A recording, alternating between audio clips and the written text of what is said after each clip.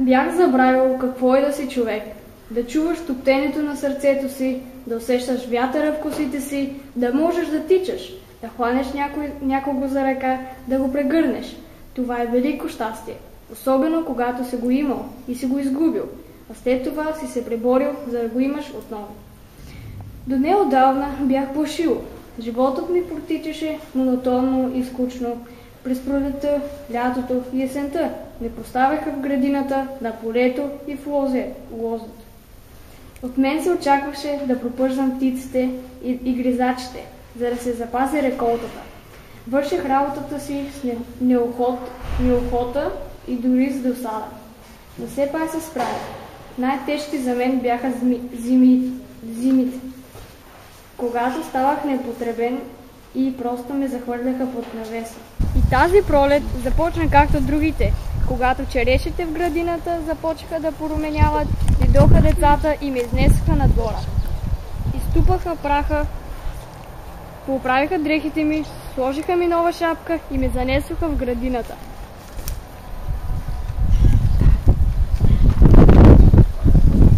Дните минаваха по-леко, но през нощите се чувствах отчаян и самотен. Спомнях си времето, когато бях истинско момче. Завиждах на децата, че могат да тичат. Покайвах съдбата си. Понякога дори тихичко плачех. Една нощ в клоните на близкото дърво кацна стария бухъл и ме заговори.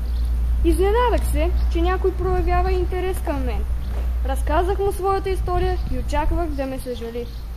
Вместо това, той ме посъветва да приема съдбата си такава каквато е. Вместо да се оплаквам, да се постарая да върша работата си с усърдие, желание, дори и с любов. Да бъда доволен, че съм нужен на някого. Тогава може би отново ще стана човек.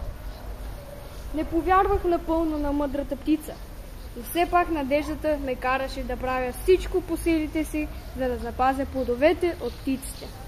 А когато децата се втурнаха със смях и закачки да берат озрелите череши, бях неизмеримо щастлив, че съм бил полезен. Едно малко момиче, закачил ушите си с черешки като обеци, се приближи до мен, прегърна ме и каза: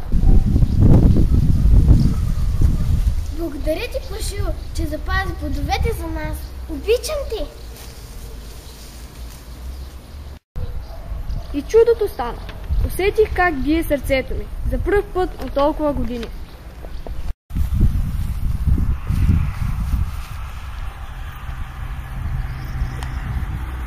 Трябва ли да ви уверявам с какъв ентусиазъм се справих със следващата си задача – да опазя житото.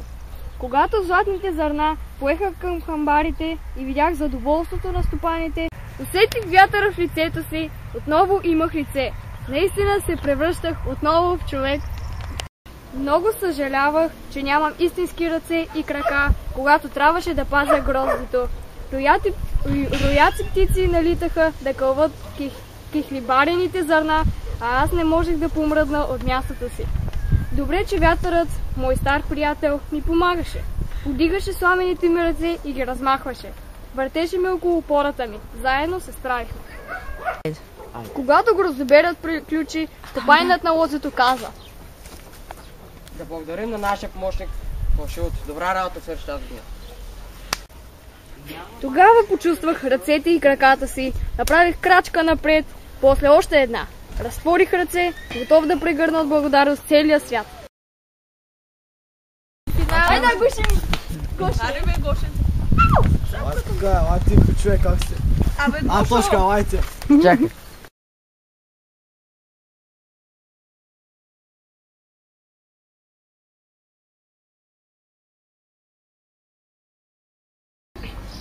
Сега съм истинско момче. Мога да тичам, да се катеря по дърветата, да се смея, да разговарям. Но никога няма да забравя, че когато си добър, когато помагаш и най-важното, когато правиш всичко с любов, си истински жив.